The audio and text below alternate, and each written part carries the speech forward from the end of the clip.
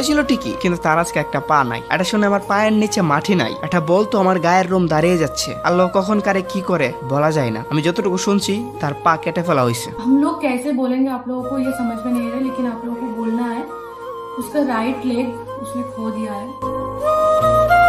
এখন কি ছন্দের তালে তালে ফানি ডায়লগ দিয়ে বিনোদন দেওয়ার মোড আছে? হোক না সে আমার এনিমি ছিল, আজকে থেকে সে আমার এনিমি না, সে আমার ভাই, সে আমার বড় ভাই। আমার যত রাগ ছিল যখন জ্ঞান গেমিং মেইল করে সব এক্সপ্লেন করেছিল তখনই চলে গেছিল। এখন তো মনে 1%ও নাই। বিশ্বাস করো বিন্দু পরিমাণ ঘৃণা খুব তার প্রতি নাই। তার কেন, আমার কারো প্রতি নাই। আমার প্রতি কারো রাগ খুব থাকলে ক্ষমা করে দিও। এখন পর্যন্ত জ্ঞান ভাইয়ের জ্ঞান ফিরে নাই, আইসিইউতে রাখা আছে। অ্যাক্সিডেন্ট এত ভয়াবহ অ্যাক্সিডেন্ট করছে জ্ঞান ভাইয়ের কাছের লোকেরা বলতে পারতেছে না কবে জ্ঞান ফিরবে। तो बहुत क्रिटिकली है उसका सिचुएशन अभी जो है।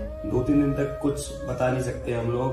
গাইস ঘটনা হচ্ছে লখনৌতে একটা কার জ্ঞান ভাইয়ের উপর উঠিয়ে দেয়। এতে শুধু গুরুতর না ভয়ানক ভাবে আহত হয়। মৃত্যুর সাথে লড়তেছেন উনি। এখন আমাদের দোয়া ছাড়া আর কিছুই নাই। দোয়া করে সুস্থ হয়ে আমাদের মাঝে ফিরে আসো। তোমার ধর্ম কোনটা এটা দেখার দরকার নাই। সৃষ্টিকর্তা একজনই, আল্লাহ তাআলা একজনই। এক এক ধর্মের লোকজন এক এক নামে ডাকে। সবার কাছে দোয়া চাওয়ার জন্যই আজকের আমার ভিডিও। হাত জোর করে সবার কাছে বলি ভাইটার জন্য দোয়া করো। আজকের ভিডিও বানানোর উদ্দেশ্যই দোয়া চাওয়া, সবার কাছে দোয়া চাওয়া। ফ্রি ফায়ারের অর্ধেক অডিয়েন্স সে বানাইছে। ফ্রি ফায়ারের ক্ষেত্রে তার অবদান অনেক রয়েছে, এগুলো বলে লাভ নাই। আমাদের তার জন্য না, শুধু সবার জন্যই দোয়া করা উচিত। যে কোনো বিপদে সবার এগিয়ে আসা উচিত। এখন জ্ঞান ভাইয়ের যা অবস্থা, ওষুধ থেকে দোয়া বেশি জরুরি। একটা জিনিস কি জানো, অ্যাক্সিডেন্ট করছে 22 এপ্রিল, আজকে 27 এপ্রিল। এর মানে 5 দিন ভয়াবহ অবস্থাতে রয়েছে, বুঝতেছো?